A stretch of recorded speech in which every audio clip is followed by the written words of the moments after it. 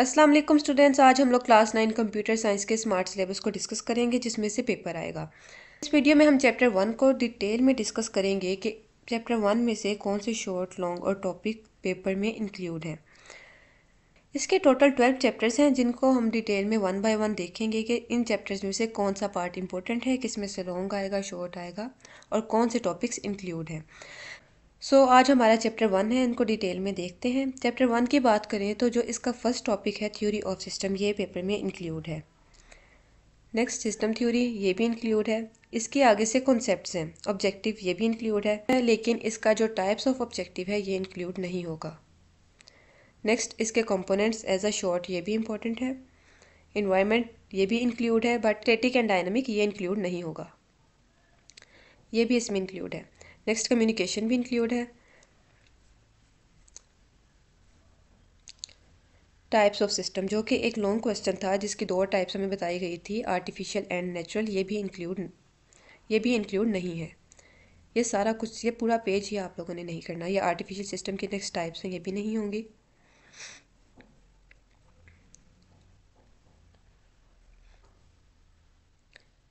Next हमारे पास है system and science, ये इंक्लूड है। इसकी 2 टाइप्स थी, natural science and design science. Natural science include है लेकिन डिज़ाइन साइंस इंक्लूड नहीं होगा।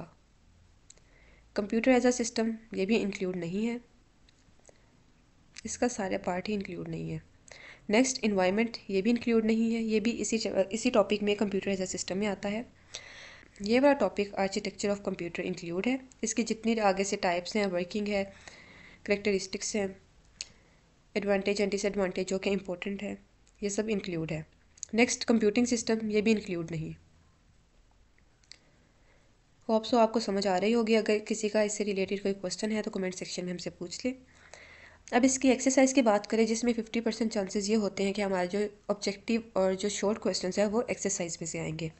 एमसीक्यूज़ की बात करें, इनमें जिन एमसीक्यूज़ को मैं मार्क करूँगी जस्ट वो इंक्लूड है 1, 2, 3, 5,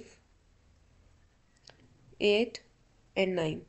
ये एमसीक्यूज़ जस्ट इंक्लूड होंगे, बाकी इंक्लूड नहीं है।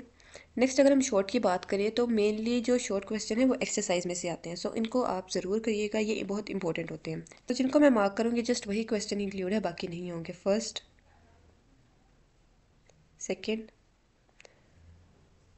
5, 6, 7, 8 एंड 9, ये क्वेश्चन इंक्लूड है, बाकी इंक्लूड नहीं होंगे। थर्ड, फोर्थ, 10, ये वाला क्वेश्चन आपने नहीं करने।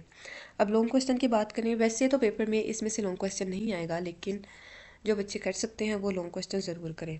इसमें हम लोग देखेंगे फर्स्ट वाला लॉन्ग क्वेश्चन इंक्लूड है, 6 वाला इंक्लूड है, 7 वाला इंक्लूड है,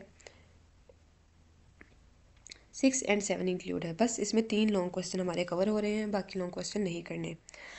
अब हम इसकी बाकी बात करें तो पेपर स्पेलिंग स्कीम की बात करें कि पेपर में से इस वाले चैप्टर से क्या आएगा, तो इस चैप्टर में से जस्ट एक शॉर्ट क्वेश्चन और एक एमसीक्यूज आएगा, मतलब इस चैप्टर में से लॉन्ग क्वेश्चन नहीं आएगा।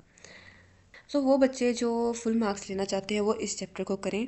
देखा जाए, इसको एनालाइज किया जाए तो सिर्फ और सिर्फ 3 मार्क्स का पेपर इस चैप्टर में से आएगा अकॉर्डिंग टू स्मार्ट सिलेबस।